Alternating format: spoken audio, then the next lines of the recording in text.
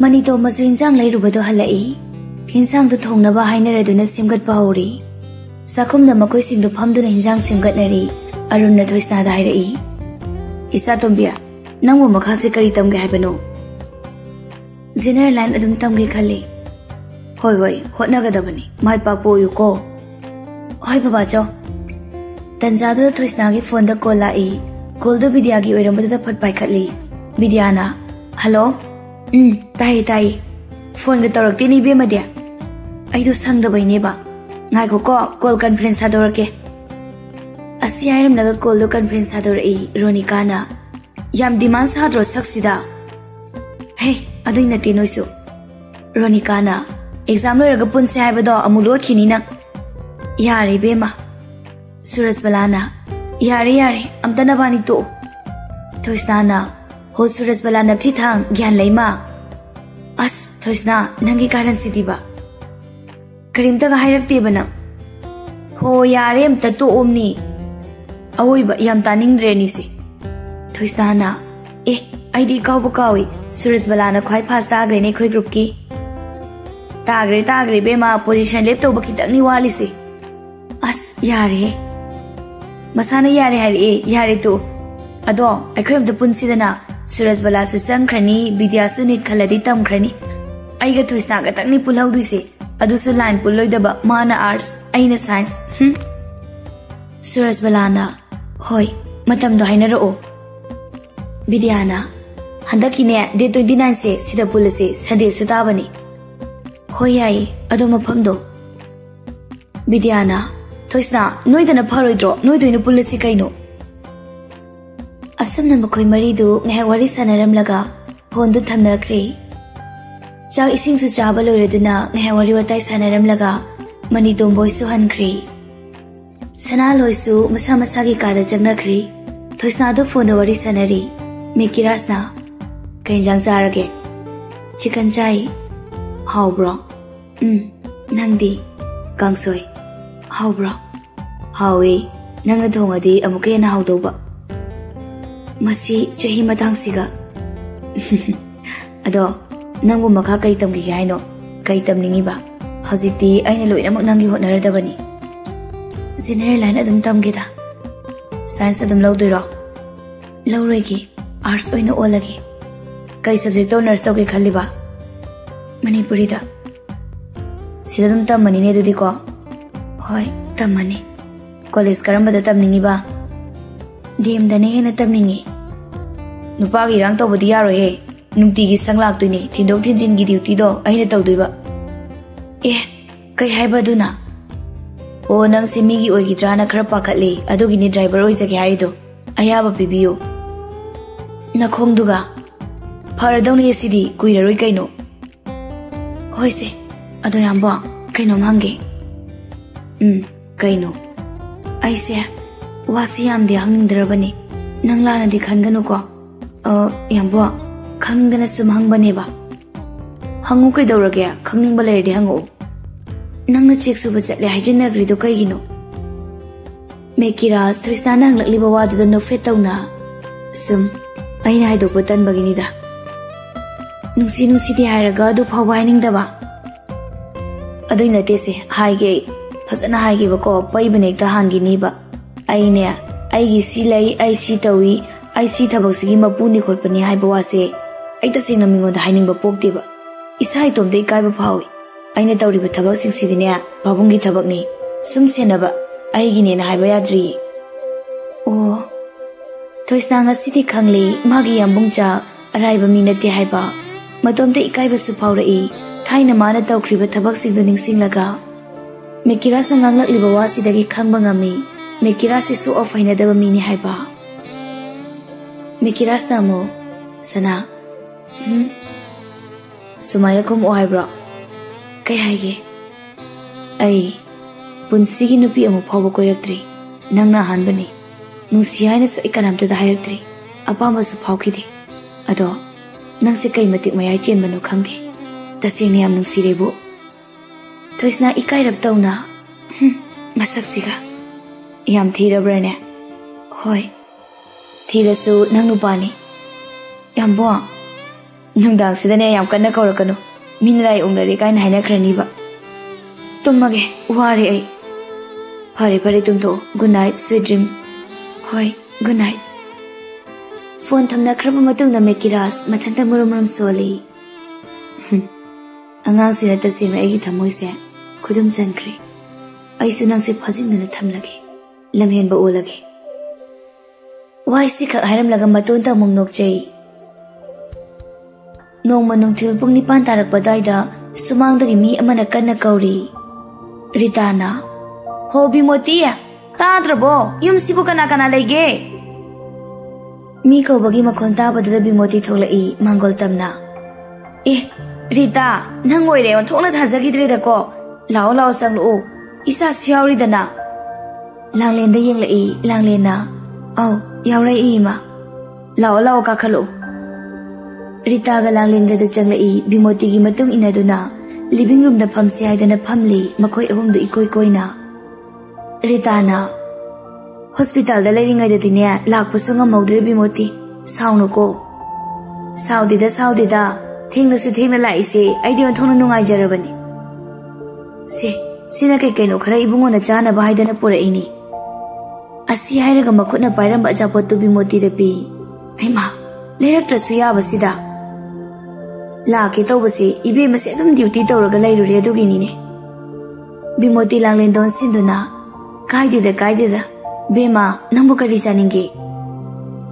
Yarani dima kari su sanindiye.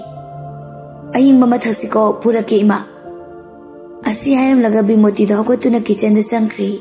Aduga juice ahum puduna tholai. Juice to amamampi aduga tapna mukpham tharai Ritana. Ibungo du khara pharabro. Hoi, khara phari chatpasu kaba ngamle. Yam sangna di ngamdri. Thongna laibak thibani tawrisi. Asumna ngai wari sanaraba matung da Ritana. Ibungo do mukta unagi yagadro. Isi aidi ikawu kawi. Kai yaro dino lao ka khalusi. Asi hairaga bimoti da hokotuna chatkri. Matung da Rita ga langlinga du inai.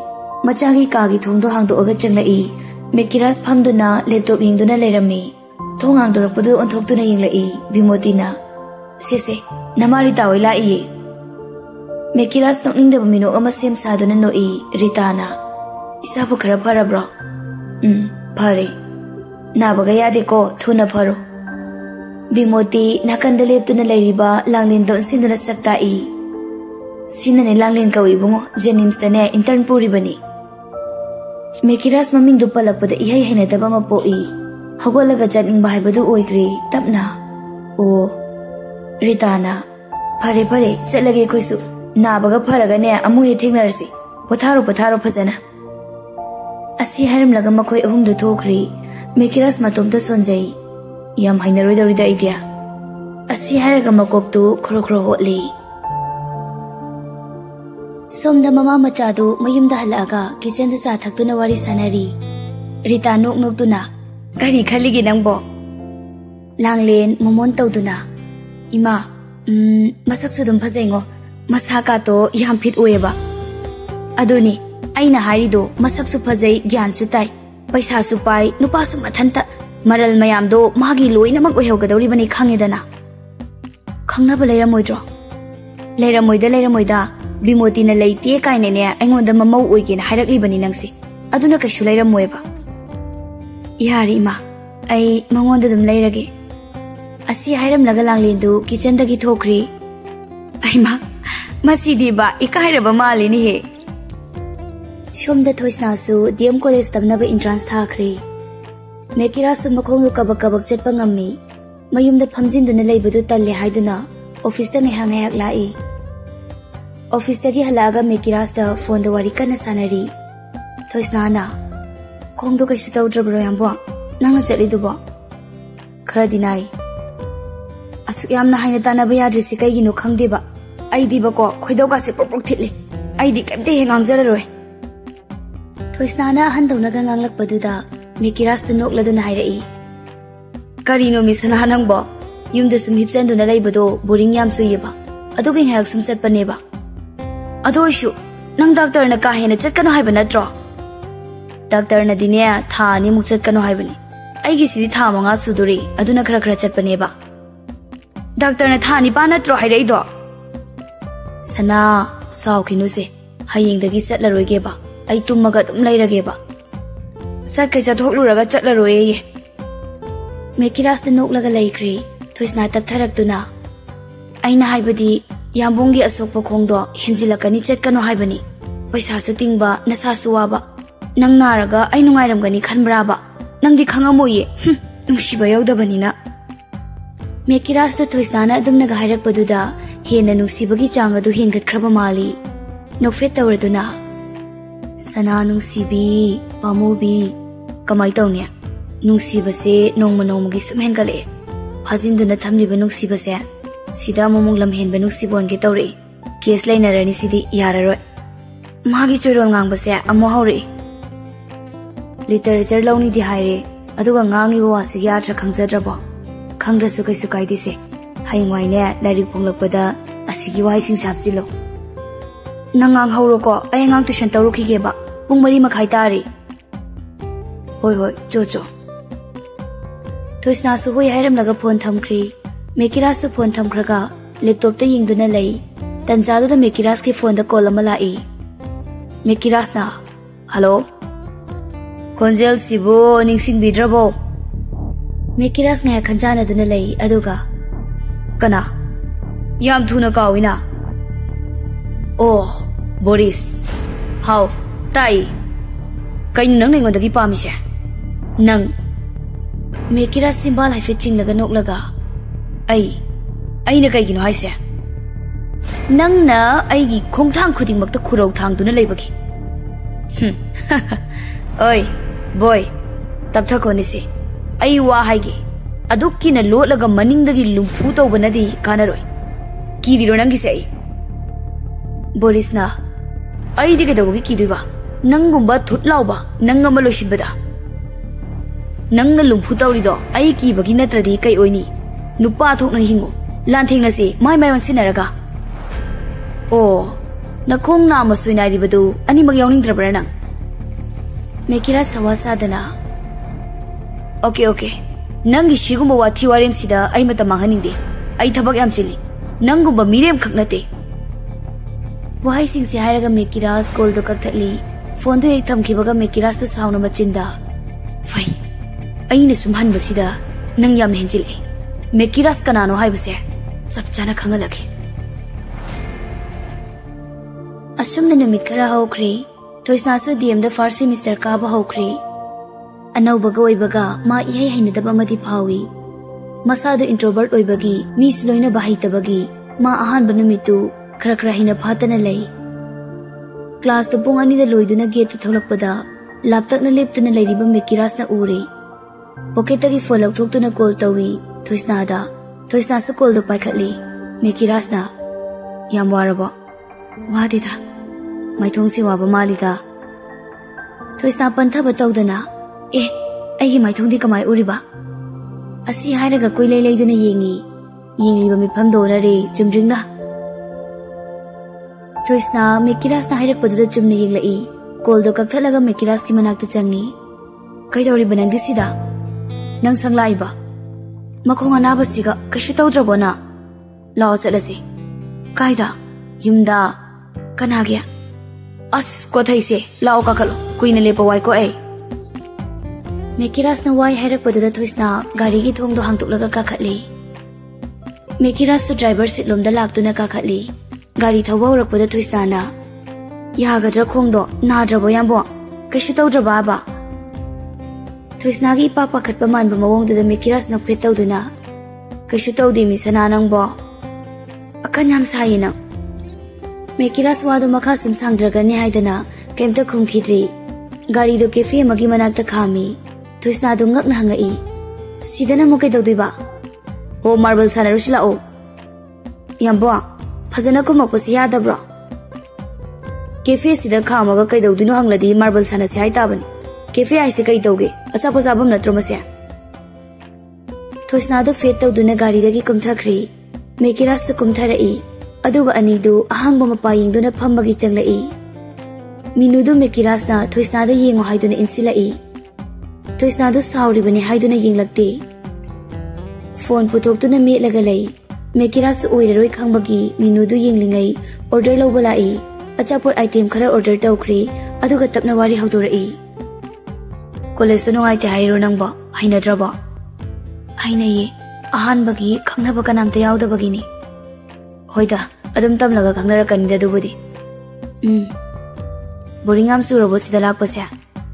Chudi sauri ro saude asengbagi hoi. Mekiras ta Thoisnagi mawongda nokfet tawi. Saita kita ngangbagi saduk sauba. Thoisna paini yenglaga saude da saude ambo.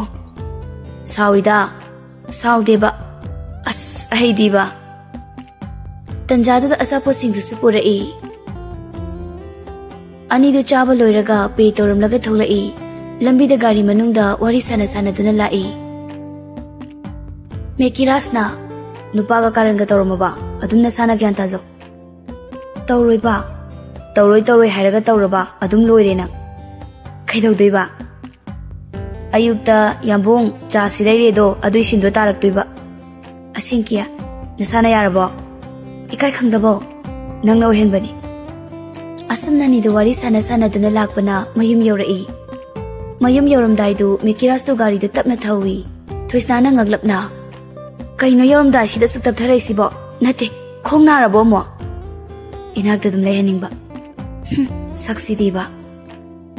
Gate yobaga gari do khami Thoisna su kumthakri. Mekiras to bye bye tawramduna gate hangdoktuna changkhri.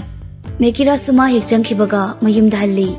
Mayum yobaga gari do garage ta khamlaga imungda changlakpada Bimoti isaw sawna makhuta pot ama paiduna mangonda thariba sofa da phamduna lerami. Mekiras ti thoini yengsilude hamu imungda changkhige tawbada mamana. Ngai khoibungo. Mekiras chatlambadu leplaga mamadon silaktuna. Kaidawrage? Karino nangna tawrise? Aina kai tawrage? Bimoti makhona pairamba potu Mekiras ki mamangdo uli. Karino ha? Sida yawrisi karino ba?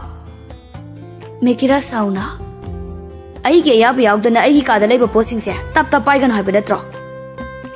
Asi hairaga Mekiras tu mamagi makhuttagi photo frame du mulli.